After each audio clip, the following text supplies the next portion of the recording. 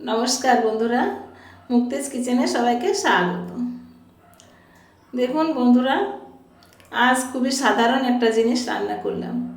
এই যে কাঁঠালের বিচিটা, কাঁঠালের সিজন শেষ হওয়ার আগে আপনারা প্লিজ এই রান্নাটা করে খেয়ে দেখবেন কেমন হয় রান্নাটা।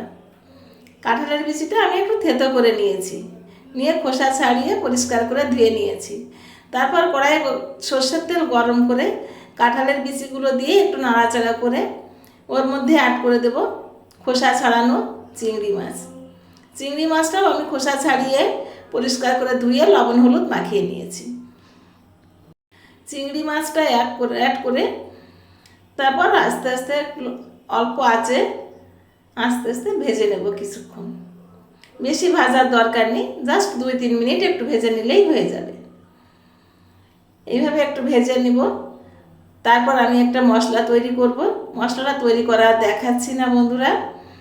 যাই হোক, আজকের ভিডিওটা যদি আপনাদের ভালো লাগে আপনারা লাইক কমেন্ট শেয়ার করবেন, আমার চ্যানেলটাকে সাবস্ক্রাইব করে আমার পাশে থাকবেন, আর আমার ফেসবুক পেজটাকে ফলো করে আমার পাশে থাকবেন। দেখুন বন্ধুরা, যে মশলাটার কথা বললাম মশলাটা আমার তৈরি করা হয়ে গেছে। এটাতে আছে, এই মশলাটাই কিন্তু আসল এই রান্নাটার। এই মশলার একটাও যদি আমরা বাদ দিই তাহলে কিন্তু রান্নাটা ভালো হবে না। এতে আছে কালো সর্ষে 1 চামচ, সাদা সর্ষে মানে সমান সমান দুটোই, আর আছে একটু নারকেল, কাঁচা লঙ্কা একসঙ্গে আমি মিক্সিতে পেস্ট করে নিয়েছি। এবার যখন আমার চিংড়ি মাছ আর কাঁঠালের বিচিটা ভাজা হয়ে গেছে তখন আমি এর থেকে মশলাটা অ্যাড করে দেবো।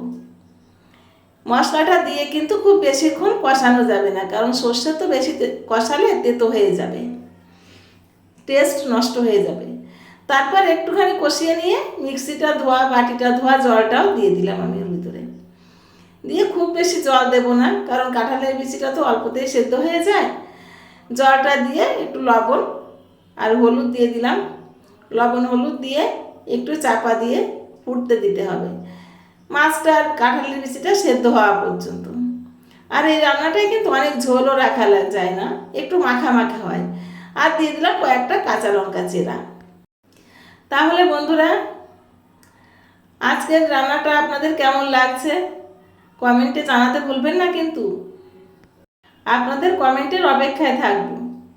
আর যে সকল বন্ধুরা আমাকে সাবস্ক্রাইব করেছেন, লাইক কমেন্ট করেন, সেই সকল বন্ধুদের জানাই অসংখ্য ধন্যবাদ।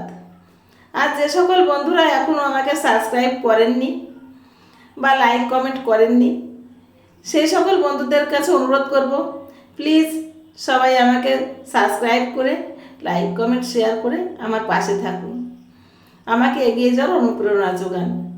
আর দেখুন বন্ধুরা, সবশেষে আমি একটু কাঁচা সর্ষের তেল ছড়িয়ে দিচ্ছি। এই কাঁচা সর্ষের তেলটার ফ্লেভারই আসল। এই সর্ষের তেলটা দিয়েই আমি রান্নাটা শেষ করব। এভাবে চাপা দিয়ে দেব, দিয়ে কিছুক্ষণ রেখে তারপর আমি সার্ভ করে দেব। তাহলে বন্ধুরা, কেমন লাগলো আজকের ভিডিওটা অবশ্যই